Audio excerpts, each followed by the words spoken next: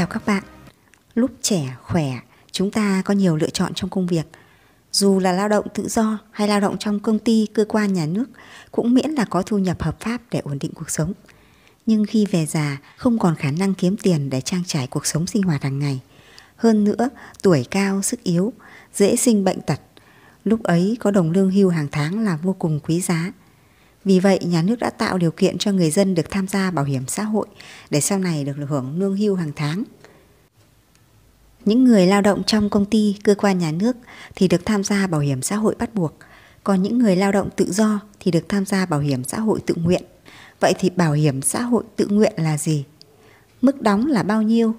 Lương hưu khi tham gia bảo hiểm xã hội tự nguyện sẽ được tính như thế nào? Trong video này, mình sẽ chia sẻ ngắn gọn để chúng ta cùng tìm hiểu. Xin được lưu ý là mình không có quảng cáo và bán bảo hiểm, mà mình chỉ chia sẻ để các bạn tham khảo thôi, vì đây là bảo hiểm xã hội do nhà nước tổ chức.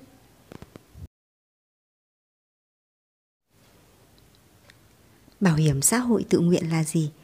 Bảo hiểm xã hội tự nguyện là loại bảo hiểm xã hội do nhà nước tổ chức mà người tham gia có quyền lựa chọn mức đóng và phương thức đóng phù hợp với thu nhập của mình. Khi tham gia bảo hiểm xã hội tự nguyện thì người lao động sẽ được hưởng chế độ lương hưu hàng tháng và chế độ tử tuất. Điều kiện để hưởng lương hưu hàng tháng: nam đủ 60 tuổi 3 tháng và nữ đủ 5 năm tuổi 4 tháng. Điều kiện thứ hai là thời gian đóng đủ 20 năm đóng bảo hiểm xã hội. Ngoài ra còn được cấp thẻ bảo hiểm y tế miễn phí trong thời gian hưởng lương hưu với mức hưởng 95% chi phí khám chữa bệnh.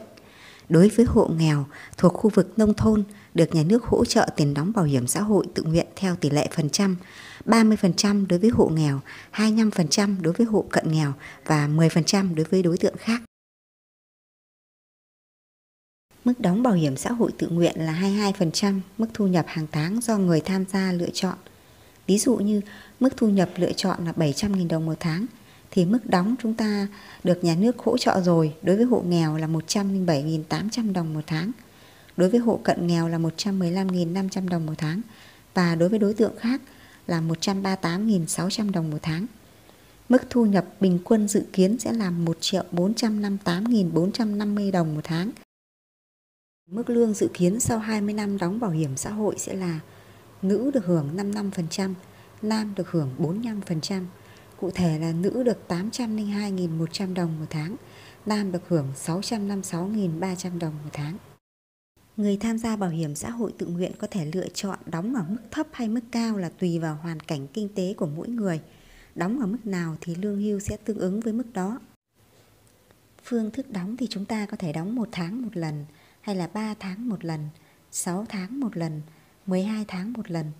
Hoặc có thể đóng một lần cho nhiều năm nhưng mà không quá 5 năm.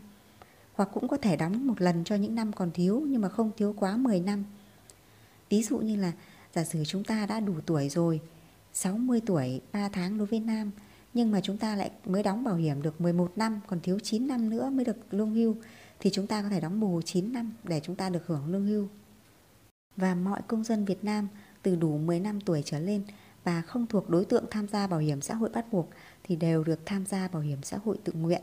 Tức là những người mà đã làm trong công ty, cơ quan nhà nước mà có bảo hiểm xã hội do công ty, cơ quan nhà nước đóng rồi thì sẽ không được tham gia đóng bảo hiểm xã hội tự nguyện nữa. Nơi nộp hồ sơ tham gia bảo hiểm xã hội tự nguyện là cơ quan bảo hiểm xã hội tự nguyện các cấp, nơi thường trú hoặc là tạm trú, hoặc các đại lý thu như là Ủy ban Nhân dân xã, phường, hoặc bưu điện xã, phường, nơi thường trú, tạm trú của mỗi người. Để biết rõ hơn thì các bạn có thể đến nơi nộp hồ sơ để được hướng dẫn chi tiết. Cô giáo Mignon trân trọng cảm ơn các bạn đã theo dõi video. Hy vọng sẽ mang lại những điều tốt đẹp và có ích cho các bạn. Chúc các bạn và gia đình sức khỏe và hạnh phúc. Nếu thấy video hữu ích thì các bạn có thể nhấn đăng ký kênh để theo dõi những video sau. Xin chào và hẹn gặp lại các bạn ở những video sau.